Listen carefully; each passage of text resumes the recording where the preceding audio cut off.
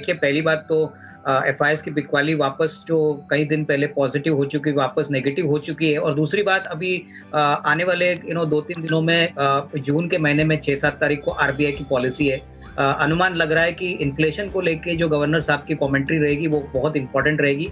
अगर वापस कोई 40-50 बेसिस पॉइंट के इंटरेस्ट रेट हाइक आती है तो इसमें डेफिनेटली मार्केट्स को काफ़ी थोड़ा-सा सेंटिमेंटल नेगेटिव इफेक्ट आएगा।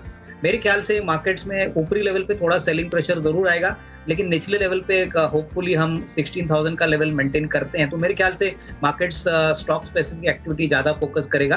कहीं न कहीं अभी नतीजों का सीज़न खत्म हो चुका है, तो मेरे ख्याल से जो मैक्रो नंबर्स है जो यूएस से आ गए हैं प्लस जो हमारे नंबर्स आएँगे मेरे ख्याल से उसके ऊपर ज़्यादा इफ़ेक्ट होगा और आरबीआई की पॉलिसी में अगर कोई डोविश कमेंट्री आती है और रेट्स अगर चेंज नहीं होते तो मार्केट्स को थोड़ा-सा और उछलने में मदद मिलेगी, लेकिन डेफिनिटली थोड़ा-सा वोलेटिलिटी आरबीआई के पॉलिसी के पहले तक रहेगी। तो मेरे ख्याल से स्टॉक स्पेसिफिक एक्शन पे ही फोकस करना चाहिए। अब ऐसे बाजार में हफ्ते भर का नजरिया किसी को रखना हो अविनाश जी, तो कौन से स्टॉक में आप स्ट्रैटेजी रखने की सलाह देंगे? स्वाति देखिए आज जो थीम चला है बाजार में डिफेंस, हमको लग रहा है कि ये थीम आने वाले दिनों में भी अच्छा चलेगा और अगर 8 से 10 दिन का कोई नजरिया रखता है तो मुझे लग रहा है कि भारत इलेक्ट्रॉनिक्स बीईएल एक बहुत अच्छा विकल्प है short term positional view point के लिए। यहाँ पे हमको लग रहा है कि करीबन 236 का रेट है, यहाँ पे करीबन 266 का टारगेट प्राइस आपको मिलेगा। यहाँ पे 8 से 10 दिन के लिए एक अच्छा रिस्क रिवॉर्ड बन सकता है, तो मेरे ख्याल से यहाँ पे डेफिनेटली जो short to medium term traders है उनके लिए एक अच्छा विकल्प हो सकता है, क्योंकि ये स्पेस में हमको लग रहा है कि काफी ज्यादा बाइंग आगे भी आएंगी, क्योंकि आंकड़े जो आएंगे जून क्वार्टर के वो भी काफी दमदार होने की अपेक्षा है। इनफैक्ट मैं समझता हूँ कि इनको स्टॉक होल्ड करना चाहिए। देखिए टू व्हीलर के नंबर्स अभी जो इस महीने आ गए थोड़े से नरम जरूर है, लेकिन हमको लग रहा है कि इस साल अगर बारिश अच्छी होती है, रूरल डिमांड अगर पकड़ता है तो डेफिनेटली टू व्हीलर स्पेस में हीरो मोटरकॉर्प जो मार्केट लीडर है इसको डेफिनेटली फायदा होना चाहिए।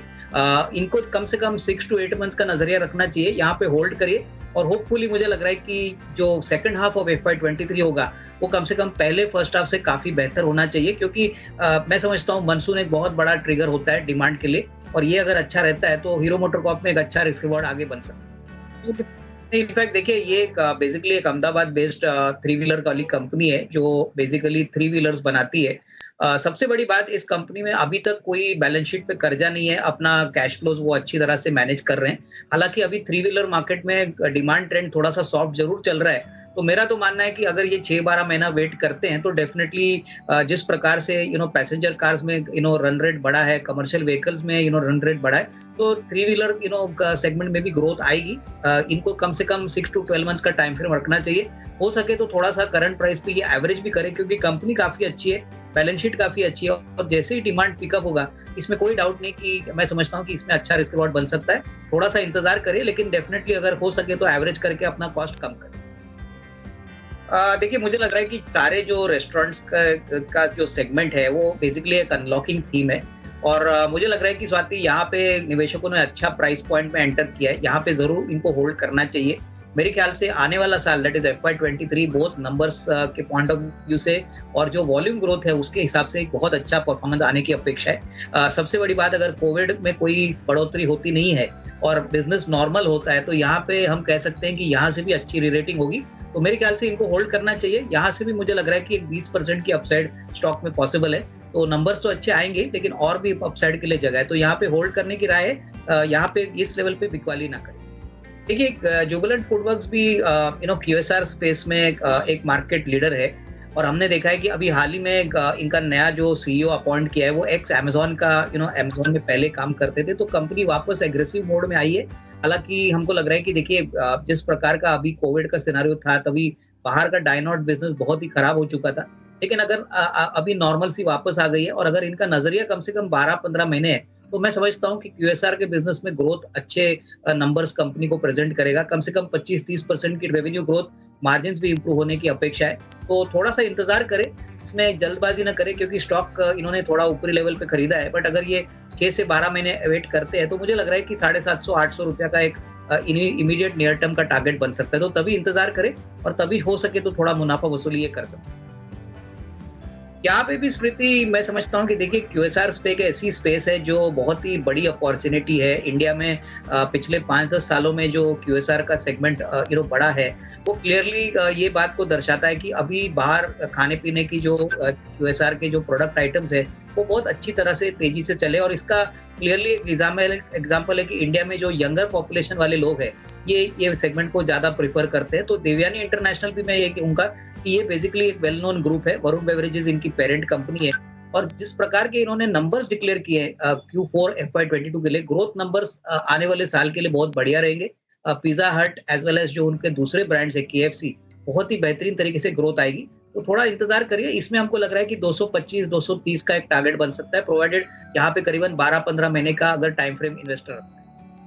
देखिए शारदा एनर्जी और मेटल बेसिकली एक माइनिंग कंपनी है, और जिस प्रकार से अभी हेडविंड्स मेटल सेक्टर में दिख रहे हैं, हमने पहले भी आपके चैनल पे कहा था कि मेटल सेक्टर में थोड़ी बहुत ऊपरी लेवल पे कमजोरी दिख रही है, क्योंकि मेटल के प्राइसेस बढ़ नहीं रहे, इन्फ्लेशन बढ़ रहा है, तो इनको डिमांड का प्रॉब्लम हो रहा है। मेरे ख्याल से अगर कोई भी अपसाइड में ये स्टॉक थोड़ा सा ऊपर जाता है, तो इसको सेल ऑन राइज के पॉइंट ऑफ व्यू से इससे निकल जाना चाहिए। अगर किसी को मेरे ख्याल से दूसरे कोई सेक्टर में रिस्क रिवॉर्ड अच्छा चाहिए, तो मैं समझता हूँ कि ऑटो कंपोनेंट्स या कैपिटल गुड्स ऐसे सेक्टर्स है जो आपको अगले 6 से 12 महीने में मेटल सेक्टर के मुकाबले में अच्छा पैसा बना के देंगे। तो मेरे ख्याल से यहाँ से निकल जाए, और कोई दूसरी कंपनी में जैसे महिंद्रा है, उसके बाद ऑटो कंपोनेंट्स में भारत फॉर्ज है, ये कंपनीज काफी अच्छी विकल्प लग रही है। तो यहाँ पे निवेश करिए और अपना जो भी नुकसान है वो आप कवर कर सकते हैं। देखिए मुझे लग रहा है कि ये सारे जो न्यू एज वाली कंपनियां हैं स्वाति, इसमें थोड़ा सा बच के रहना चाहिए, क्योंकि देखिए ये सस्ती कंपनियां नहीं है। हालांकि इंडिया मार्ट एक बहुत बड़ा B2B प्लेयर है, एस्टेब्लिश बिजनेस मॉडल है इनका, बट इस लेवल से मुझे लग रहा है कि कोई बड़ी बढ़ोतरी आएगी नहीं। इनफैक्ट कंपनी ने एक बायबैक भी अनाउंस किया है। मेरे ख्याल से अगर ये बायबैक में अपना शेयर देना चाहते हैं तो वहां पे दे सकते हैं, वहां पे कम से कम इनको एक अच्छा प्राइस मिलेगा। कितना एक्सेप्टेंस रेशियो निकलता है वो कहना मुश्किल है, लेकिन मेरे ख्याल से यहाँ पे भी ऊपरी लेवल पे अगर ये स्टॉक चलता है तो इसको निकल जाना चाहिए। मेरे ख्याल से ये लेवल से कोई बड़ी अपसाइड आएगी at least in the near term लग नहीं रहा। देखिए Swati, pharma sector under perform कर रहे हैं। हमने काफी फार्मा कंपनीज के नतीजे देखे हैं, काफी खराब नंबर्स आ गए। तो यहाँ पे भी मैं ये कहूंगा कि लॉस में मत बुक करिए। ये कंपनी में भी पोटेंशियल जरूर है, लेकिन जिस प्रकार का मॉलिक्यूल बिल्डअप ये बना रहे हैं, जिस प्रकार का इनका मार्केट स्ट्रेटेजी है, इस सब को नंबर्स में रिफ्लेक्ट होने में शायद आपको 6 से 12 महीने लगेंगे। तो मेरे ख्याल से अभी भी होल्ड करिए, कम से कम एक 8 to 12 मंथ्स का नजरिया रखिए। कंपनी अच्छी है, लेकिन हो सकता है कि एक आध क्वार्टर के लिए थोड़े से मार्जिन दबाव में आए। अगर साल भर का नजरिया है तो हो सकता है कि आपको अपनी बाइंग प्राइस और उसके ऊपर थोड़ा सा मुनाफा मिलेगा। तो कंटिन्यू टू होल्ड ऑन। मुझे लग रहा है कि स्वाति देखिए, अपस्ट्रीम कंपनीज के लिए आने वाले 3 से 6 महीने बहुत ही दमदार आएंगे। इसका एकमात्र कारण है कि क्रूड का जो प्राइस है वो लगातार बढ़ रहा है। हालांकि आज थोड़ी सी मुनाफा वसूली हमने जरूर देखी थी, लेकिन जब तक क्रूड $110-112 तक भी रहता है, तब तक ONGC और ऑयल इंडिया को काफी फायदा होगा। इनफैक्ट ये कंपनीज को एक विंडफॉल गेन आने की अपेक्षा है आने वाले 3 से 4 महीने के लिए। तो यहाँ पे continue to hold on. ONGC हमको लग रहा है कि सबसे बड़ा बेनिफिशियरी होगा, तो यहाँ पे तो होल्ड करे। ऑयल इंडिया में भी ऑयल बढ़ता है, तो इनका मार्जिन्स में डेफिनेटली एक अच्छा पॉजिटिव वाइब्रेंसी आएगी। तो दोनों स्टॉक्स में होल्ड करिए, जल्दबाजी न करें।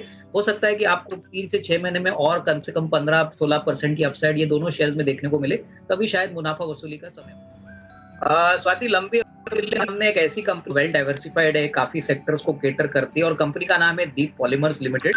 अभी ये कंपनी 2004 से इनकॉर्पोरेट हुई है, और कंपनी के जो प्रोडक्ट्स है वो basically anti filler master batches है, जो बेसिकली टेक्सटाइल्स, फर्टिलाइजर्स, पैकेजिंग और इरिगेशन जैसे सेक्टर्स में प्रोडक्ट्स में जाते हैं। इनफैक्ट 50% का जो इनका बिजनेस है वो फर्टिलाइजर और एग्रीकल्चर सेगमेंट से आता है।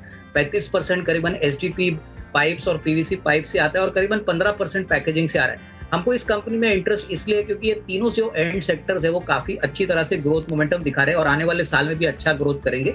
पिछले साल कंपनी ने करीबन 138 करोड़ का रेवेन्यू और करीबन 11 करोड़ का प्रॉफिट किया था, जो पिछले साल बहुत कम था, करीबन 2 करोड़।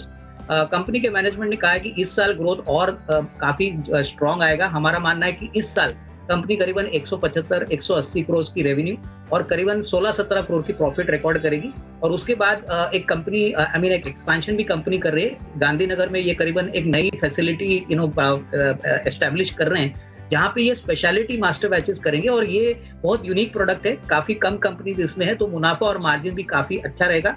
35 करोड़ का कैपेक्स ऑलरेडी कंपनी ने कंप्लीट किया है। दिसंबर में प्लांट चालू होगा, और हमको लग रहा है कि इसका फायदा आपको अगले साल दैट इज FY24 में देखने को मिलेगा। तो मेरे ख्याल से स्टॉक ऊपरी लेवल से काफी टूट चुका है, इसमें वैल्यूएशन कंफर्ट भी है। तो हमको लग रहा है कि अगर साल भर का नजरिया कोई लेता है तो कम से कम 290 300 का टारगेट प्राइस पॉसिबल है। तो डेफिनेटली ऐसे खराब बाजार में